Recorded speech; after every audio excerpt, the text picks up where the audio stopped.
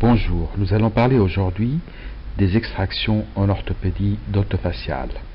La première partie, nous traitons les indications. Un rappel sur les bénéfices du traitement orthodontique. Les objectifs d'un traitement orthodontique sont d'obtenir une fonction parfaite, une esthétique agréable et une stabilité du résultat. C'est en fonction du plan de traitement que le praticien décidera ou non d'extraire des dents permanentes. Les indications d'extraction de dents saines permanentes font l'objet de controverses entre extractionnistes et non extractionnistes depuis le début du siècle. Angle, le père de l'orthodontie, croyait fermement dans le traitement non extraction. Tweed a observé que certains patients traités par Angle présentaient des récidives, a retraité un certain nombre de ces cas en extrayant 4 prémolaires pour plus de stabilité. Le plan qu'on va suivre, les indications des extractions, la philosophie non extractionniste et le choix des dents à extraire. Il existe 9 indications pour les extractions en orthodontie. On va les détailler une à une. L'indication principale est la dysharmonie dentomaxillaire sévère supérieure à 7 mm. Nous parlons évidemment d'une dysharmonie dentomaxillaire par excès, est une disproportion entre la taille des dents et la dimension des maxillaires, petite mâchoire, des grosses dents, macrodontie. On a recours à des extractions pour réduire le surplomb important en cas de classe 2 squelettique avec décalage des bases osseuses, en absence de coopération du patient pour le port des élastiques ou de force extra-orale. Exemple, extraction de 14-24 pour réduire la protrusion. Dans le cas de classe 3 squelettique, les extractions sont envisageables pour réduire le surplomb inversé et pour la coordination des arcades, ou un traitement combiné ortho-chir, extraction de 34-44 ou 34-44 et 15 et 25. Dans les cas sévères de béance fonctionnelle avec hyperdivergence, on a recours aux extractions qui entraînent une réduction de la béance et une diminution de l'étage inférieur de la face. Les extractions sont indiquées pour la concordance des arcades et la correction de la ligne médiane et les asymétries.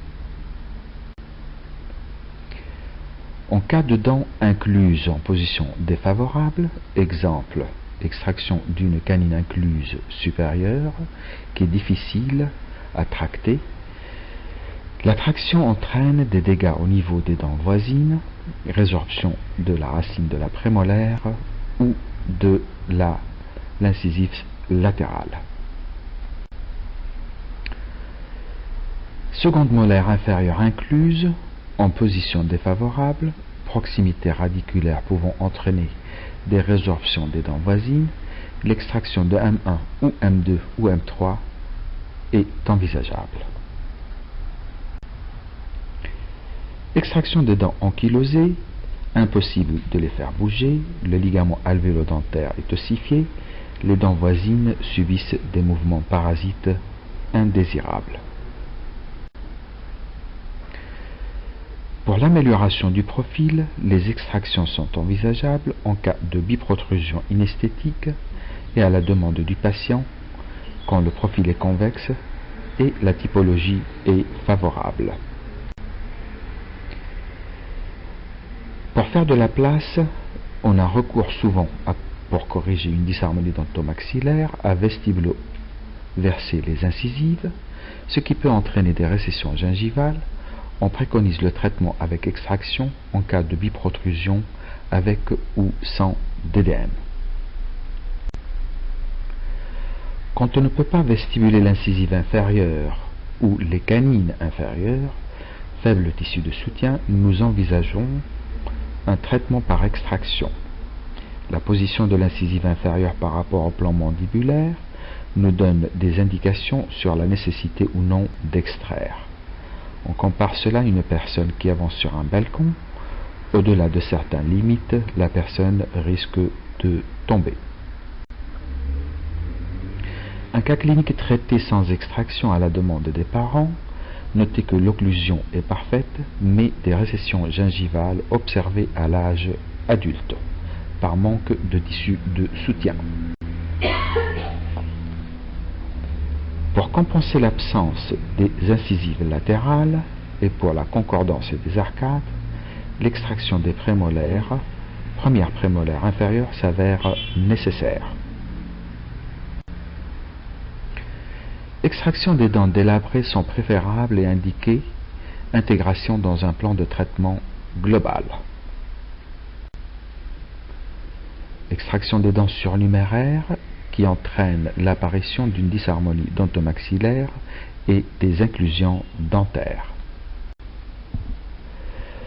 Le manque de motivation du patient, non-port des élastiques, des forces extraorales, des appareillages fonctionnels ou autres, nous conduit vers un traitement par extraction. Les extractions sériées sont indiquées dans le cas de disharmonie dentomaxillaire sévère. On précède à l'extraction des canines lactéales, ensuite les premières molaires lactéales et les 4 prémolaires définitives dans un plan de traitement bien étudié. Le guidage de l'éruption. Extraction de dents lactéales seulement.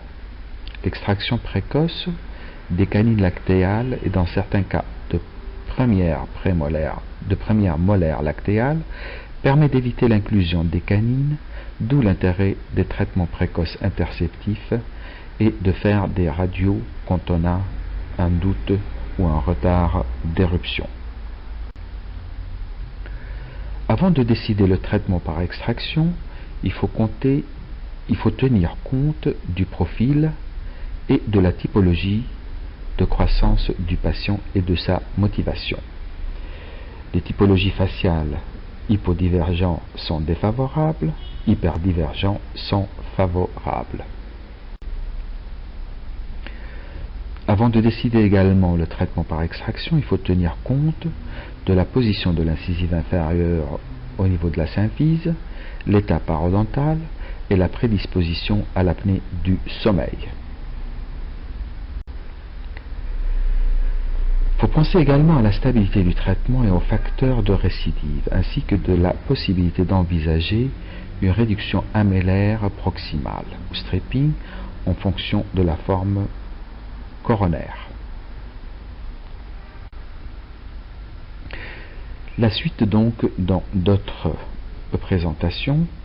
La deuxième partie traitera la philosophie non extractionniste et la troisième partie le choix des dents à extraire. La bibliographie également. Je vous remercie pour votre attention.